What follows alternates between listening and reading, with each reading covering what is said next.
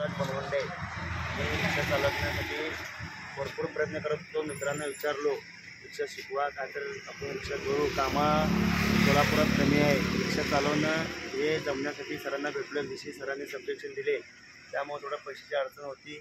मग सर सांगितले असं असं एवढं आपलं फाउंडेशन आहे, त्या फाउंडेशनमार्फत आपल्याला जास्त फी लागणार नाही, जेवढं लागेल तेवढं करा. आणि आज पण रिक्षा पूर्ण शिकलो. सरांनी शिकवले, सरांनी धन्यवाद.